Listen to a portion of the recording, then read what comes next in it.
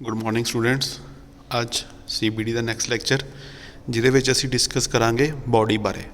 Last lecture च असी discuss किया सीगा सिर्फ चैसी बारे, भी चैसी की है, चैसी किहड़े टाइप्स की होंदी है, चैसी दी लेआउट की है, किहड़े सैक्शनस तो चैसी बनती है। लास्ट लैक्चर च असी डिस्कस किया सीगा। अज असी डिस्कस करांगे बॉडी बारे, भी बॉडी जिहड़ी है वो की चीज़ है, किद्दां बनती है, तो वो रिक्वायरमेंट्स की ने। रिक्वायरमेंट्स मतलब सानू बॉडी चाहिए किद्दां दी है, भी जे आपां किसी गड्डी की बॉडी डिज़ाइन करते पे हाँ, साडी की रिक्वायरमेंट है बॉडी वालों, भी मतलब सानू किद्दां दी बॉडी चाहिए है, बॉडी दे विच किहड़ी-किहड़ियां प्रॉपर्टीज़ होण। ठीक है, वो टॉपिक आपां डिस्कस करांगे। सब तो पहले आप गल करते हैं बॉडी असी कहने किनू आ।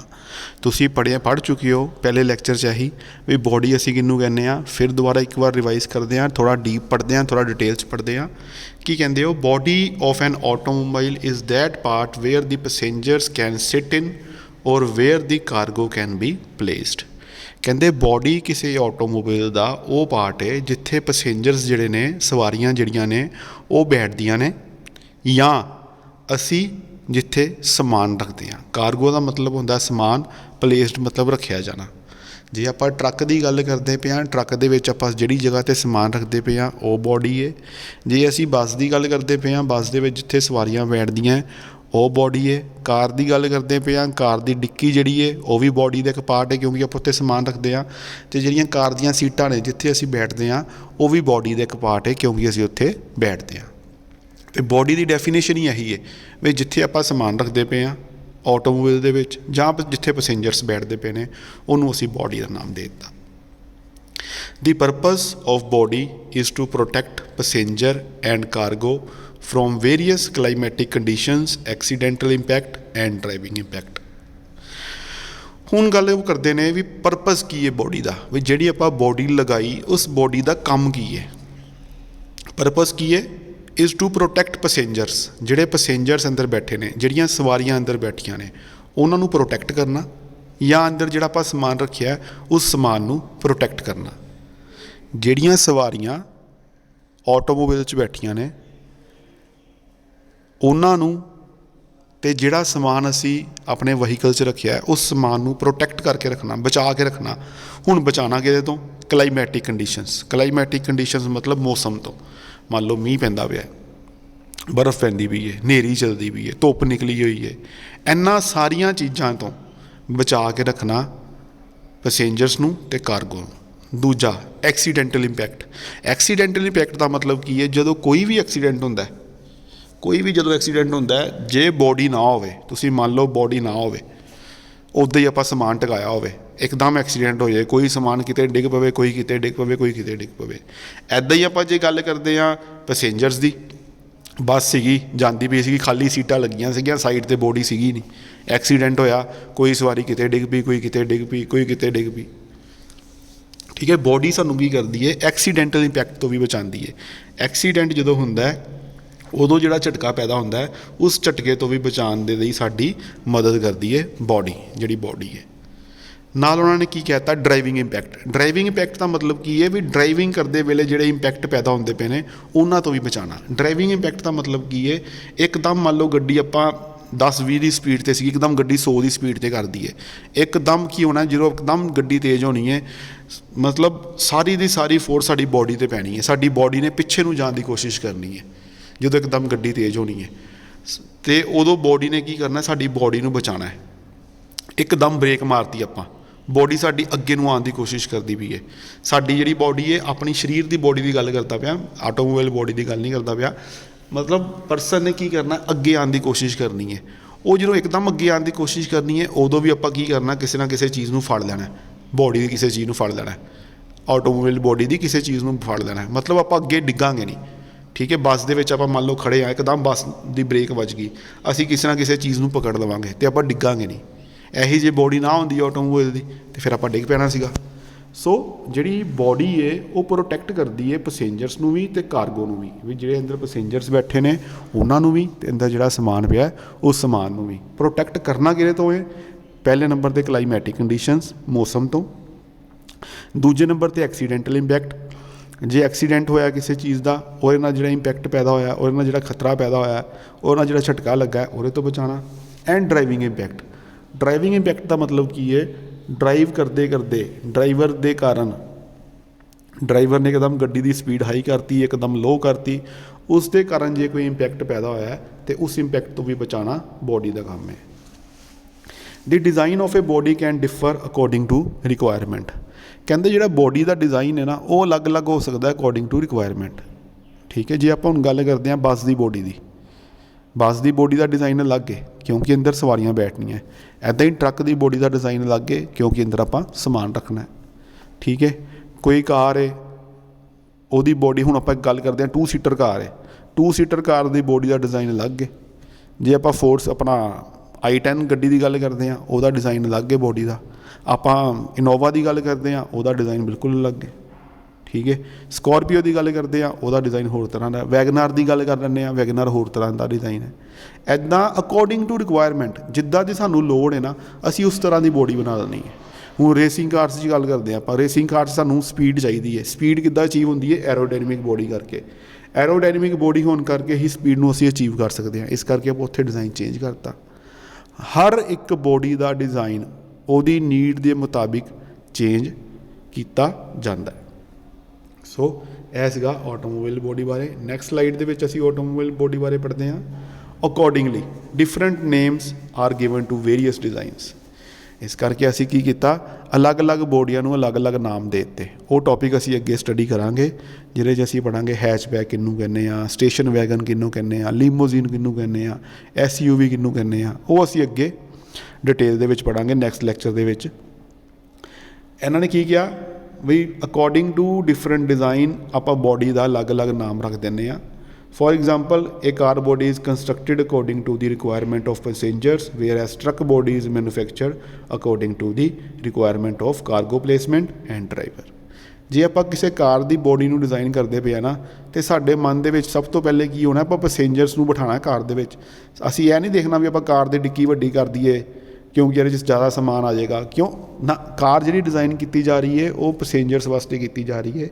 इस करके जदों भी कार नूं डिज़ाइन करना है मन दे विच माइंड दे विच तुहाडे यही होवे भी असीं पैसेंजर्स नूं कंफर्ट देना है, असीं समान नूं कंफर्ट नहीं देना। इस करके पैसेंजर्स नूं कंफर्ट देने दे लई असीं बॉडी नूं डिज़ाइन करना है। तो जे आप ट्रक नूं डिज़ाइन करते पे आ, ट्रक नूं डिज़ाइन करन के साडे माइंड 'च यही होना चाहिए भी आप इहदे 'च समान रखना है तो वध तो वध समान आना चाहिए। आप ट्रक की बॉडी इदां दी बनानी है, इदां दी नहीं बनानी भी अंदर बंदे भी बैठ सकन, क्योंकि ट्रक दे विच बंदे नहीं बिठाने आपां। ठीक है, असी ट्रक दे विच समान रखना है, इस करके कार्गो प्लेसमेंट दे लई सानू ऐदा दी बॉडी तैयार करनी पेगी भी वध तो वध समान जिहड़ा सेफली किसी वहीकल के अंदर किसी ट्रक के अंदर आ सके।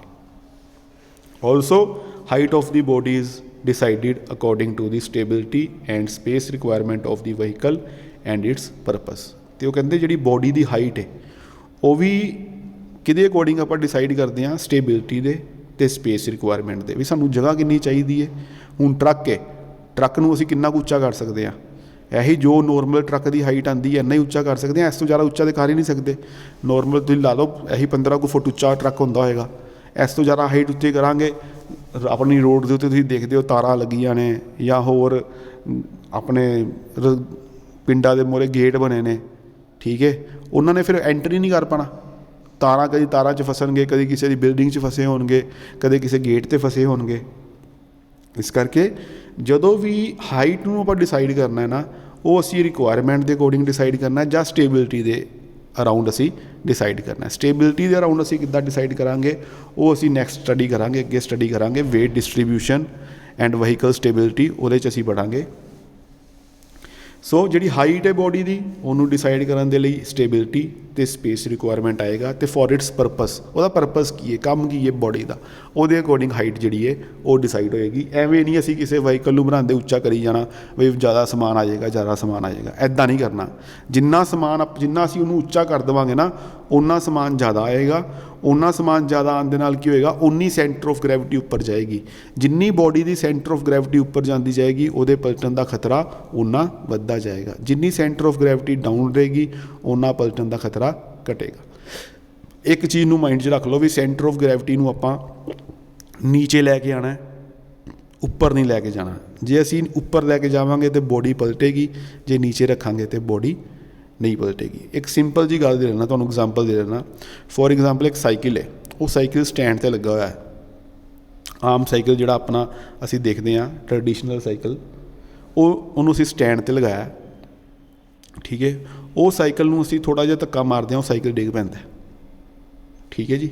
ਸਾਈਕਲ ਨੂੰ ਆਪਾਂ ਹਲਕਾ ਜਿਹਾ ਧੱਕਾ ਮਾਰਦੇ ਹਾਂ, ਸਾਈਕਲ ਨੀਚੇ ਡਿੱਗ ਪੈਂਦਾ। ਹੁਣ ਅਸੀਂ ਕੀ ਕਰਦੇ ਹਾਂ, ਉਹ ਸਾਈਕਲ ਦਾ ਜਿਹੜਾ ਪਿੱਛੇ ਕੈਰੀਅਰ ਹੈ ਉਹਦੇ ਉੱਤੇ ਥੋੜ੍ਹਾ ਸਮਾਨ ਰੱਖ ਦਿੰਦੇ ਹਾਂ, ਥੋੜ੍ਹਾ ਨਹੀਂ 25-30 ਕਿਲੋ ਦਾ ਸਮਾਨ ਰੱਖ ਦਿੰਦੇ ਹਾਂ। ਮੰਨ ਲਓ ਇੱਕ ਬੋਰਾ ਰੱਖ ਦਿੰਦੇ ਹਾਂ, ਸੀਮੈਂਟ ਦਾ ਬੋਰਾ ਜਾਂ ਆਲੂਆਂ ਦਾ ਇੱਕ ਬੋਰਾ ਹੈ, ਉਹ ਅਸੀਂ ਪਿੱਛੇ ਰੱਖਤਾ ਉਹਦੇ। ਹੁਣ ਅਸੀਂ ਉਹਨੂੰ ਥੋੜ੍ਹੀ ਜਿਹੀ ਹਲਕੀ ਜਿਹੀ ਫੋਰਸ ਵੀ ਲਗਾਵਾਂਗੇ ਨਾ, ਪਹਿਲੇ ਤਾਂ ਫਿਰ ਵੀ ਉਹਦੇ ਚਾਂਸ ਸੀਗੇ ਸਟੇਬਲ ਹੋਣ ਦੇ। ਜੇ ਆਪਾਂ ਉਹਦੇ ਉੱਤੇ ਬੋਰਾ ਰੱਖਤਾ ਨਾ, ਜੋ ਉੱਤੇ ਕੋਈ ਚੀਜ਼ ਰੱਖਤੀ, ਫਿਰ ਆਪਾਂ ਉਹਨੂੰ ਧੱਕਾ ਮਾਰਿਆ, ਫਿਰ ਡੈਫੀਨੇਟਲੀ ਉਹਨੇ ਡਿੱਗਣਾ ਹੀ ਡਿੱਗਣਾ ਹੈ। ਕਿਉਂ ਡਿੱਗਣਾ ਹੈ? ਕਿਉਂਕਿ ਸੀਮੈਂਟ ਦਾ ਬੋਰਾ ਜਦੋਂ ਆਪਾਂ ਉੱਪਰ ਰੱਖ ਦਾਂਗੇ, ਉਹਦੇ ਨਾਲ ਉਹਦੀ ਜਿਹੜੀ ਬੇਸ ਆਪਣਾ ਸੈਂਟਰ ਆਫ ਗ੍ਰੈਵਿਟੀ ਹੈ ਉਹ ਉੱਪਰ ਚਲੀ ਜਾਏਗੀ। ਸੈਂਟਰ ਆਫ ਗ੍ਰੈਵਿਟੀ ਉੱਪਰ ਜਾਣ ਦੇ ਨਾਲ ਕੀ ਹੋਇਆ, ਬੋਡੀ ਦੇ ਪਲਟਣ ਦਾ ਖਤਰਾ ਵੱਧ ਗਿਆ।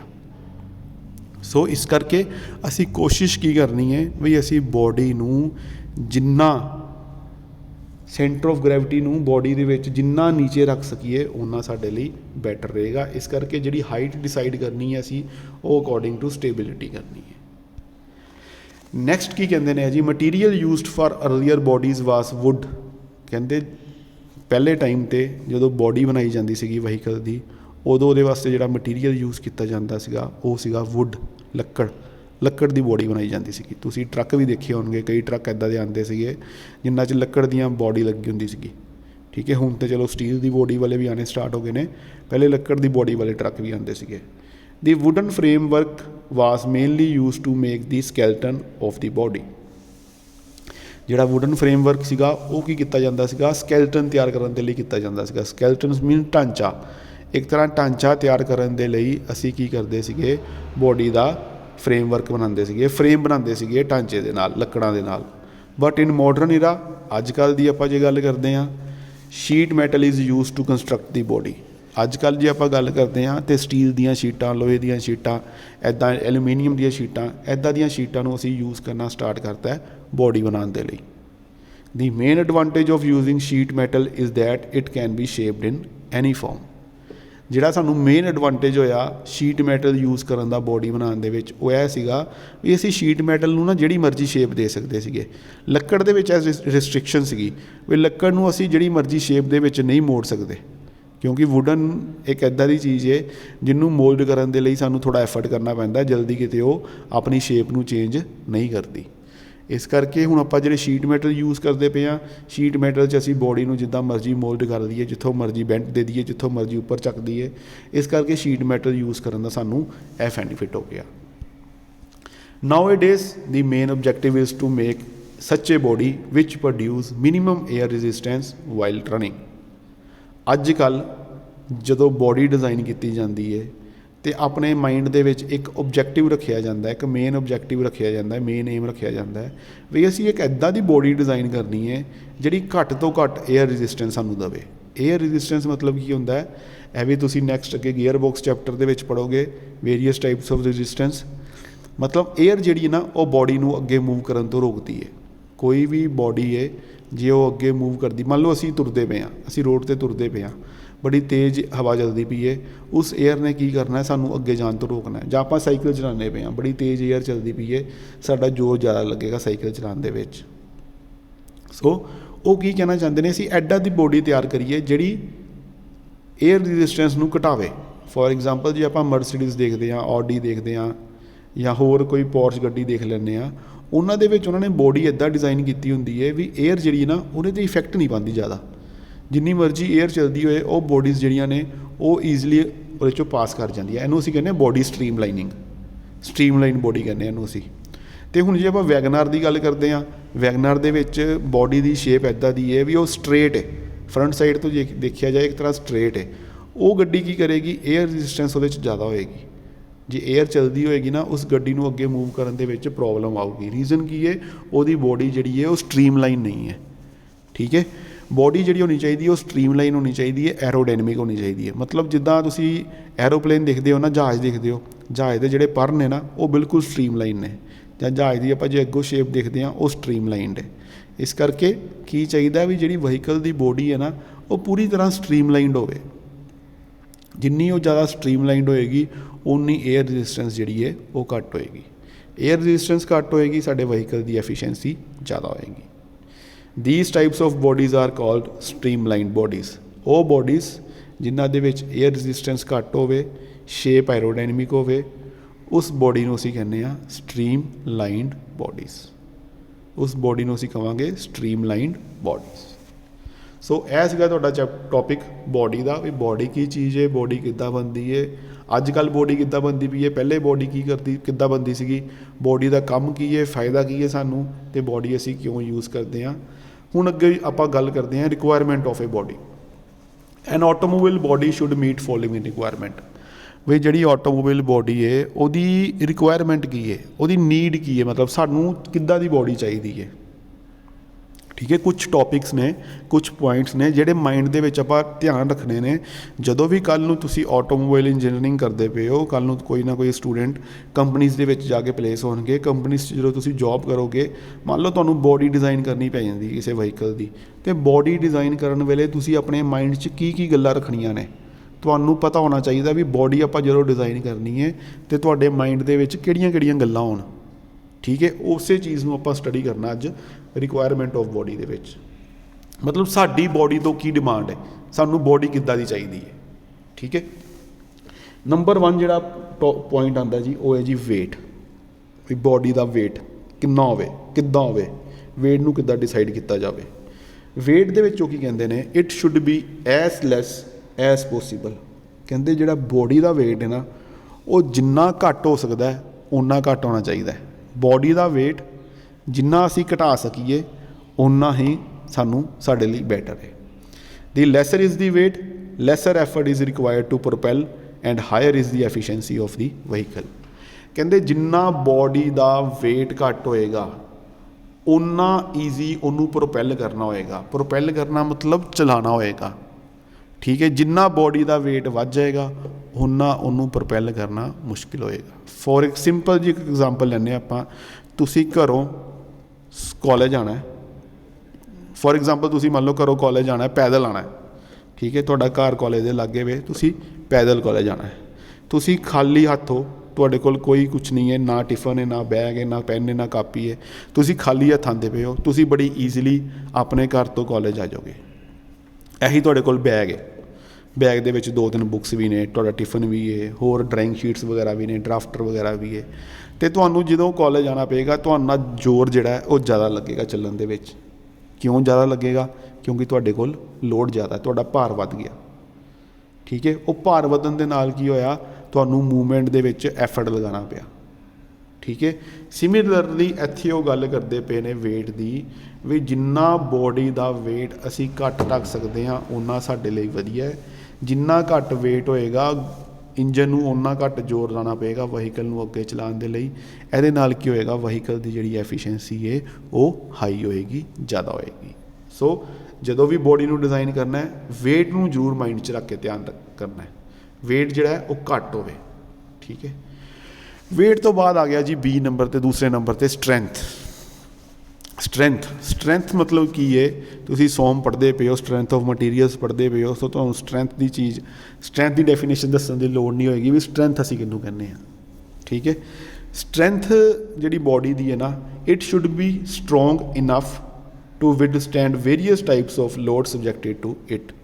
कहंदे जिहड़ी असीं बॉडी डिज़ाइन की, पहले आपां गल कीती भी वेट घट होवे, दूजे नंबर ते वो गल करदे भी वेट घट करन दा मतलब यह नहीं भी बॉडी च दम ही ना होवे, उहदी कोई स्ट्रेंथ ही ना होवे, ਉਹਦੇ 'ਚ कोई गड्डी आ के वजे, ट्रक की बॉडी तुसीं बनाई वजे विच भावें स्कूटर आ के तो ट्रक की बॉडी इकट्ठी हो जाए, ऐदा भी नहीं। स्ट्रेंथ जिहड़ी है वो बॉडी की काफ़ी ज़्यादा होनी चाहिए है, enough to withstand various types of load. जिन्ने तरह के भी लोड ने, चाहे वो बैंडिंग लोड है, चाहे वो शेयरिंग लोड है, चाहे वो टॉर्शन है, जिहड़ा मर्जी लोड लगता पिया, चाहे गड्डी ने खड्डे च वजना है तां लोड पैदा होना है, चाहे गड्डी ने स्पीड अप होना है तां लोड है, जिहड़ा मर्जी लोड है वो सारे दे सारे लोड नूं बॉडी जिहड़ी है वो बीयर कर सके, इन्नी स्ट्रेंथ उहदे विच होनी चाहिए है।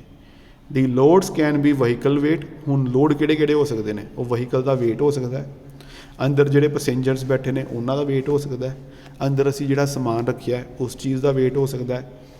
ਡਰਾਈਵ ਕਰਦੇ ਕਰਦੇ ਜਿਹੜੀ ਟੋਰਕ ਪੈਦਾ ਹੁੰਦੀ ਪਈ ਹੈ ਉਹ ਟੋਰਕ, ਰੋਡ ਦੇ ਉੱਤੇ ਕੋਈ ਝਟਕਾ ਲੱਗਦਾ ਪਿਆ ਉਹ ਰੋਡ ਸ਼ੌਕ, ਜਾਂ ਇਸ ਤੋਂ ਇਲਾਵਾ ਇੱਕਦਮ ਕੋਈ ਐਕਸੀਡੈਂਟ ਹੋਇਆ, ਐਕਸੀਡੈਂਟ ਹੋਣ ਦੇ ਨਾਲ ਇੰਪੈਕਟ ਲੋਡ ਪਿਆ, ਇੱਕਦਮ ਝਟਕੇ ਦੇ ਨਾਲ ਲੋਡ ਪਿਆ, ਉਹ ਸਾਰੇ ਦੇ ਸਾਰੇ ਲੋਡ ਜਿੰਨੇ ਵਹੀਕਲ 'ਤੇ ਪੈਂਦੇ ਪਏ ਨੇ ਉਹ ਸਾਰੇ ਦੇ ਸਾਰੇ ਲੋਡ ਨੂੰ ਬੀਅਰ ਕਰ ਸਕੇ ਇੰਨੀ ਸਟਰੈਂਥ ਜਿਹੜੀ ਹੈ ਉਹ ਬੋਡੀ ਦੇ ਵਿੱਚ ਹੋਣੀ ਚਾਹੀਦੀ ਹੈ, ਫਿਰ ਹੀ ਸਾਡੀ ਬੋਡੀ ਕਾਮਯਾਬ ਹੈ, ਅਦਰਵਾਈਜ਼ ਸਾਡੀ ਬੋਡੀ ਕਾਮਯਾਬ ਨਹੀਂ ਹੈ। ਪਹਿਲੇ ਸੀਗਾ ਵੇਟ, ਦੂਜੇ ਨੰਬਰ 'ਤੇ ਸਟਰੈਂਥ, ਤੀਜੇ ਨੰਬਰ 'ਤੇ ਆ ਗਿਆ ਜੀ ਸਪੇਸ। ਸਪੇਸ ਮਤਲਬ ਜਗ੍ਹਾ। ਦੀ body should have enough space for passengers and cargo. ਜਦੋਂ ਵੀ ਬੋਡੀ ਡਿਜ਼ਾਈਨ ਕਰੋ ਉਹਦੇ ਵਿੱਚ ਇੰਨੀ ਕੁ ਸਪੇਸ ਹੋਣੀ ਚਾਹੀਦੀ ਹੈ ਵੀ ਜਿਹੜੇ ਅੰਦਰ ਪੈਸੇਂਜਰਸ ਨੇ ਉਹ ਆਰਾਮ ਨਾਲ ਬੈਠ ਸਕਣ, ਜੇ ਅਸੀਂ ਸਮਾਨ ਵਿੱਚ ਰੱਖਣਾ ਹੈ ਤਾਂ ਸਮਾਨ ਵੀ ਆਰਾਮ ਨਾਲ ਰੱਖਿਆ ਜਾ ਸਕੇ। ਇਹ ਨਹੀਂ ਵੀ ਤੁਸੀਂ ਕਾਰ ਦੀ ਬੋਡੀ ਡਿਜ਼ਾਈਨ ਕੀਤੀ, 5 ਜਣੇ ਵੀ ਕਾਰ 'ਚ ਨਹੀਂ ਬਹਿੰਦੇ ਪਏ, ਫਿਰ ਇੱਦਾਂ ਦੀ ਬੋਡੀ ਡਿਜ਼ਾਈਨ ਕਰਨ ਦਾ ਕੋਈ ਫਾਇਦਾ ਨਹੀਂ ਵੀ ਜੇ 5 ਜਣੇ ਵੀ ਇਕੱਠੇ ਮੱਠੇ ਹੋ ਕੇ ਬਹਿੰਦੇ ਪਏ ਨੇ।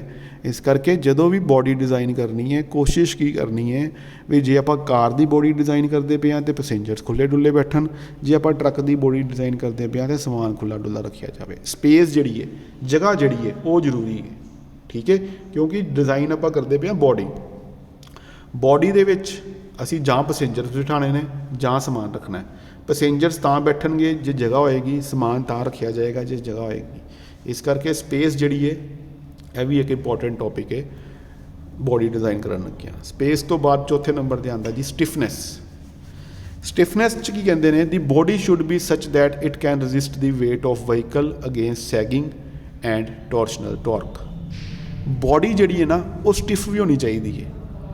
ਸਟਿਫ ਦਾ ਮਤਲਬ ਕੀ ਹੈ ਵੀ ਇਹ ਨਹੀਂ ਵੀ ਬੋਡੀ ਇੰਨੀ ਆਕੜੀ ਹੋਈ ਹੋਵੇ ਵਿੱਚ ਕੋਈ ਆ ਕੇ ਚੀਜ਼ ਵੱਜੇ ਉਹ ਚੀਜ਼ ਟੁੱਟੀ ਜਾਏ ਅਤੇ ਬੋਡੀ ਉੱਥੇ ਖੜੀ ਰਹੇ, ਐਦਾਂ ਨਹੀਂ।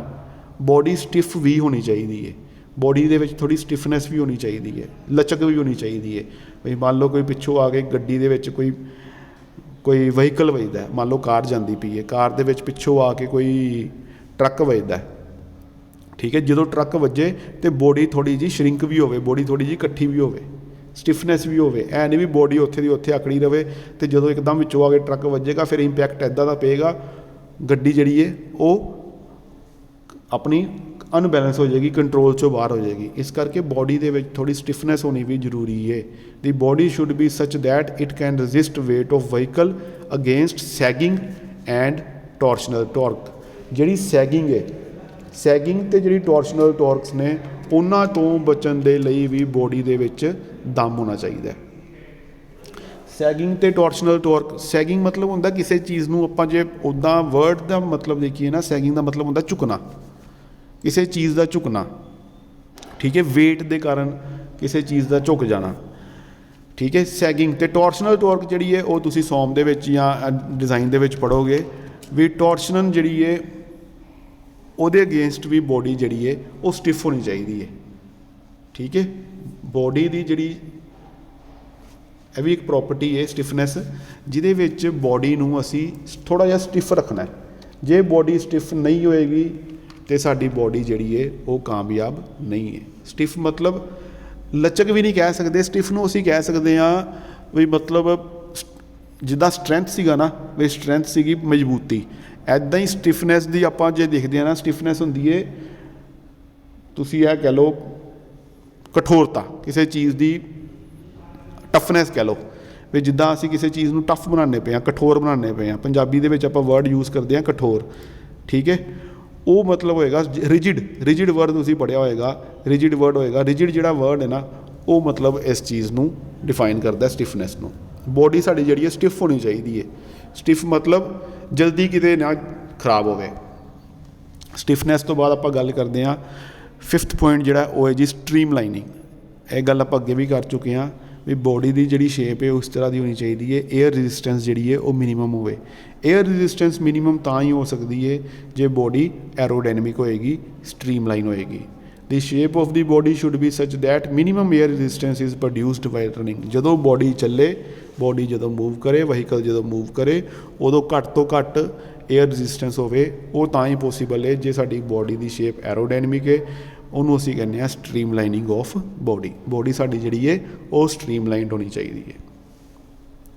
ਸਟ੍ਰੀਮਲਾਈਨਿੰਗ ਤੋਂ ਬਾਅਦ ਆ ਗਿਆ ਜੀ ਨੈਕਸਟ ਕਰੋਜਨ ਰੈਜ਼ਿਸਟੈਂਸ। ਕਰੋਜਨ ਦਾ ਮਤਲਬ ਹੁੰਦਾ ਜੰਗਾਲ, ਰੈਜ਼ਿਸਟੈਂਸ ਮਤਲਬ ਬਚਾਉਣਾ, ਰੋਕਣਾ। ਜੰਗਾਲ ਲੱਗਣ ਤੋਂ ਸਾਡੀ ਬੋਡੀ ਜਿਹੜੀ ਹੈ ਉਹ ਰੈਜ਼ਿਸਟ ਕਰੇ। ਦੀ material and construction of the body should be such that there is no corrosion at any part due to moisture।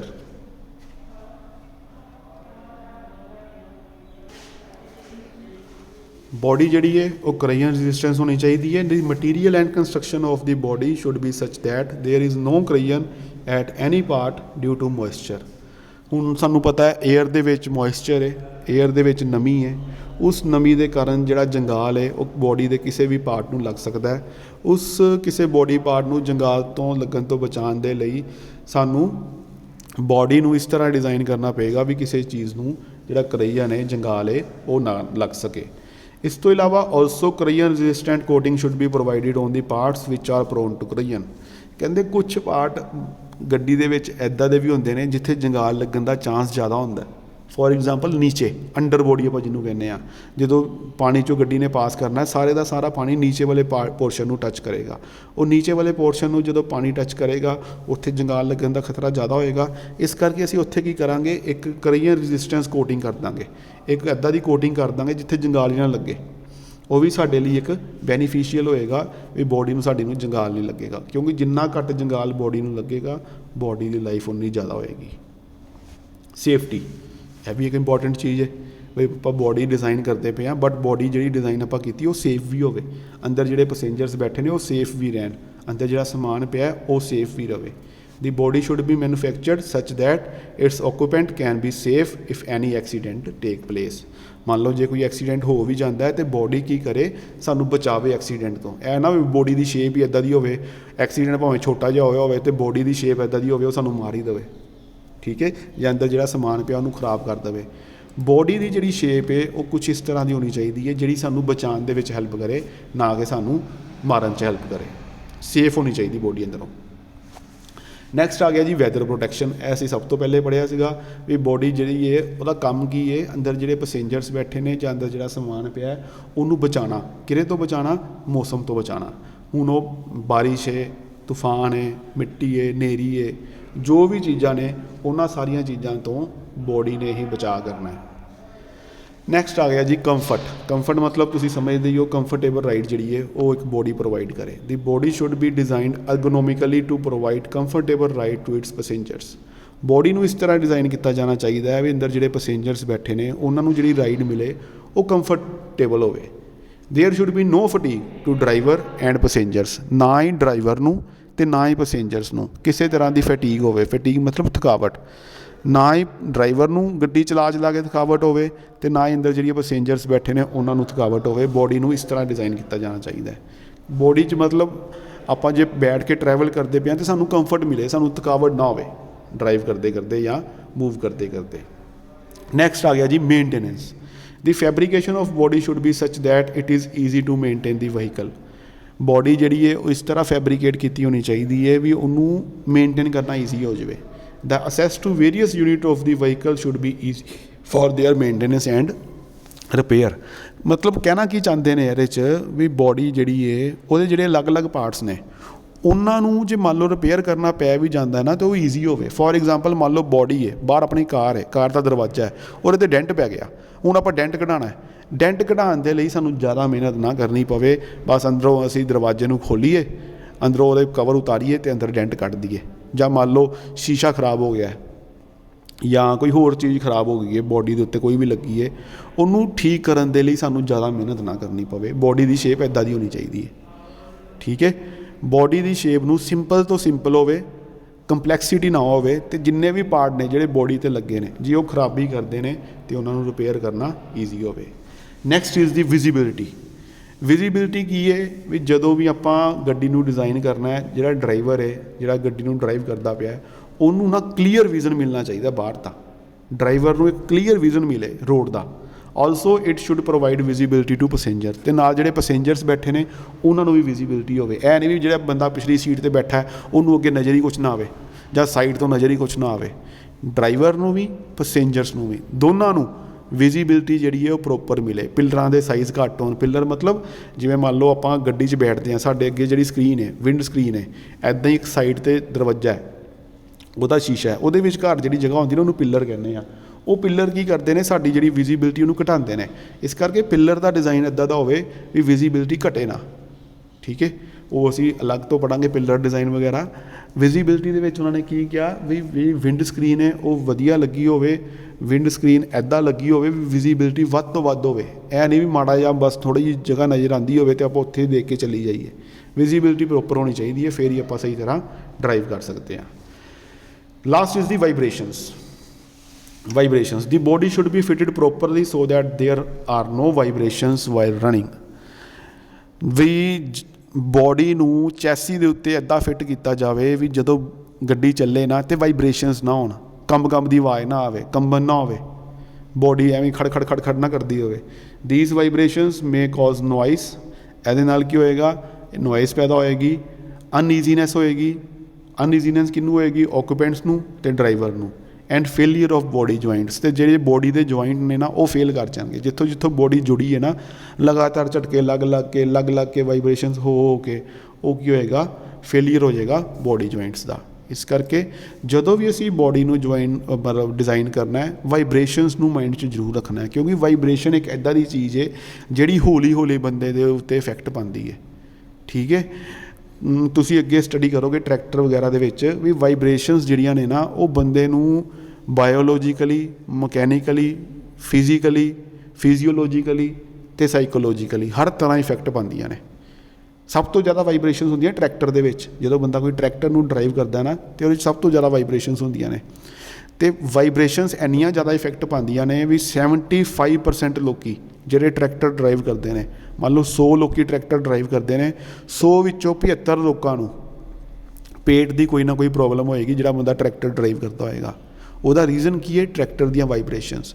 Tractor ਦੀਆਂ ਵਾਈਬ੍ਰੇਸ਼ਨਸ ਜਿਹੜੀਆਂ ਨੇ ਉਹ ਬੋਡੀ ਨੂੰ ਖਰਾਬ ਕਰਦੀਆਂ ਨੇ, ਬੋਡੀ 'ਤੇ ਇਫੈਕਟ ਪਾਉਂਦੀਆਂ ਨੇ ਅਤੇ ਉਹਦੇ ਨਾਲ 70 ਤੋਂ ਲੈ ਕੇ 75% ਜਿਹੜੇ ਟਰੈਕਟਰ ਡਰਾਈਵਰ ਨੇ ਉਹਨਾਂ ਨੂੰ ਕੋਈ ਨਾ ਕੋਈ ਬੋਡੀ ਨੂੰ ਲੈ ਕੇ, ਪੇਟ ਨੂੰ ਲੈ ਕੇ ਕੋਈ ਨਾ ਕੋਈ ਪ੍ਰੋਬਲਮ ਜਿਹੜੀ ਹੈ ਉਹ ਰਹੇਗੀ। ਇਸ ਕਰਕੇ ਵਾਈਬ੍ਰੇਸ਼ਨਸ ਜਿਹੜੀਆਂ ਨੇ ਉਹ ਘੱਟ ਤੋਂ ਘੱਟ ਹੋਣੀਆਂ ਚਾਹੀਦੀਆਂ ਨੇ।